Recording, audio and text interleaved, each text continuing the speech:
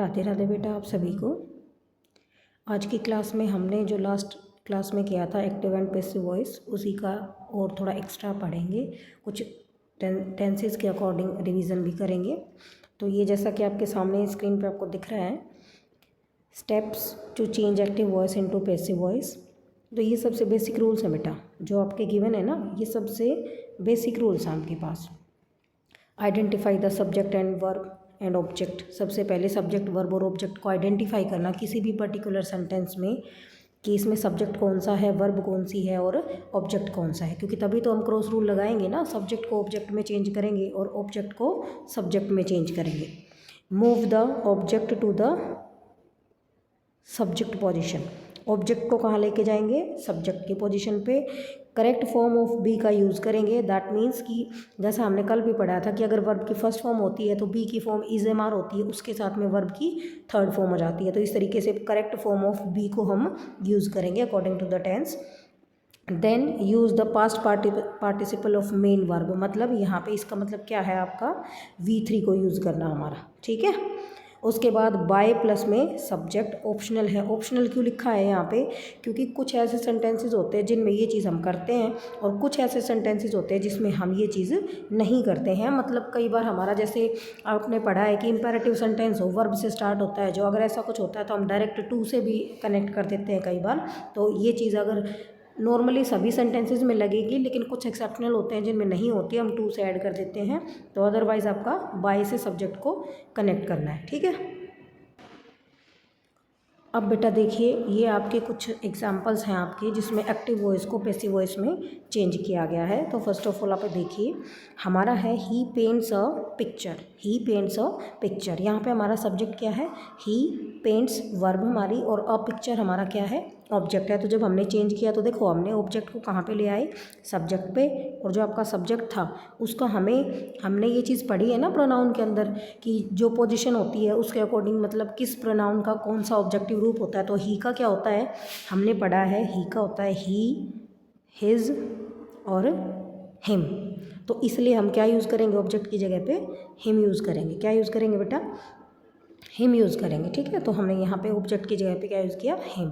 Accordingly next sentence में subject है हमारा द टीचर, वर्ब है आपकी टीचीज, और क्या? इंग्लिश। तो हमने क्या किया है, फिर से देख लो, हमने ऑब्जेक्ट को सब्जेक्ट बना दिया है, और जो हमारा ऑब्जेक्ट से सब्जेक्ट बनता है ना, फिर हम उसके अकॉर्डिंग किसको यूज़ करते हैं? हमारी वर्ब या हेल्पिंग वर्ब जो हम यूज़ करते हैं ना बी की फॉर्म को, उसके अकॉर्डिंग। इसी तरीके से जो आपके अदर जो सेंटेंसेज हैं वो देखिए, the chef cook the dinner. तो डिनर हमारा यहाँ पे क्या है? ऑब्जेक्ट, तो उसको हमने सब्जेक्ट बना दिया है। Was cooked by the chef, जो सब्जेक्ट था आपका उसको किस में चेंज कर दिया है हमने? ऑब्जेक्ट के अंदर, ठीक है। इसी तरीके से आपका जो नेक्स्ट है वो देखिए, she will deliver the speech tomorrow. अब the speech will be delivered by her tomorrow. अब शी जो होता है, शी की फॉर्म हमारी क्या होती है? यही तो होती है ना, शी, हर और हर। तो हमें जो ऑब्जेक्टिव रूप है वो यूज़ करना था, तो हमने कहा क्या यूज़ किया है? हर यूज़ किया है, ठीक है। इस तरीके से आपका नेक्स्ट एग्जाम्पल है, they are watching a movie. तो यहाँ पे अ मूवी जो है, ए मूवी आपका क्या है? ऑब्जेक्ट है, तो हमने उसको किस में चेंज कर दिया है? सब्जेक्ट के अंदर।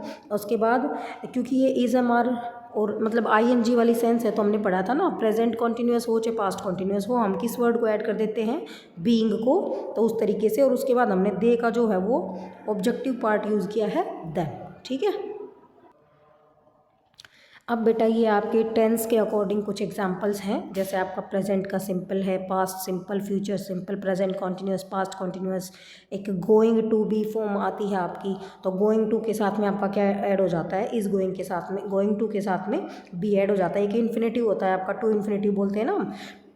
वैसे तो होते दो तरीके से हैं, टू इन्फिनेटिव और बेयर इन्फिनेटिव, बट हम इसका और एक्स्ट्रा डिटेल करना पड़ के जो हमारे काम का है, आप टू इन्फिनेटिव के साथ समझ लीजिए। तो has to plus third form आई हुई है, तो वहाँ पे भी आपका क्या कनेक्ट हो जाता है?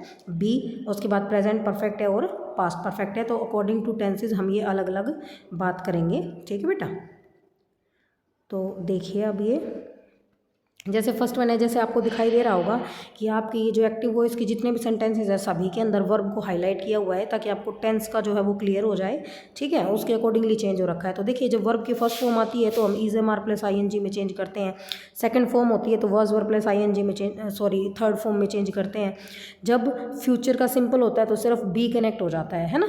और ये आपका प्रेजेंट कॉन्टिन्यूस है तो बीइंग ऐड हो गया है, आपका दिखाई दे रहा होगा ना आपको। इसी तरीके से ये पास्ट कॉन्टिन्यूस है, इसमें भी आपका बीइंग मतलब कॉन्टिन्यूस में आपका बीइंग ऐड करना है आपको, प्रेजेंट हो चाहे पास्ट हो। उसके बाद ये गोइंग वाले में बी ऐड करना है। हैज़ रिटन परफेक्ट का एग्जाम्पल है तो प्रेजेंट परफेक्ट हो चाहे पास्ट परफेक्ट हो, हमें एक ही वर्ड ऐड करना है, क्या, बीन। तो ये चीज़ आप ध्यान रखेंगे कि whether it is your present continuous और पास्ट कॉन्टिन्यूस आप बीइंग ऐड करेंगे इनटू पैसिव वॉइस। और चाहे ये आपका प्रेजेंट परफेक्ट हो चाहे पास्ट परफेक्ट हो, आप किस वर्ड को ऐड करेंगे, बीन को। तो ये चीज़ आप याद रखेंगे। तो बेटा जैसा कि हमने 2 दिन से अपनी क्लासेस में रिवीजन किया है एक्टिव वॉइस का और पैसिव वॉइस का, उसके अकॉर्डिंग मैंने ये आपको एक एक्सरसाइज दी है। इसको आप अपनी नोटबुक में नोट करेंगे, सॉल्व करके देखेंगे और अगर ऐसा कोई क्वेश्चनिंग हो कुछ और हो तो आप लोग पूछ सकते हैं। Thank you.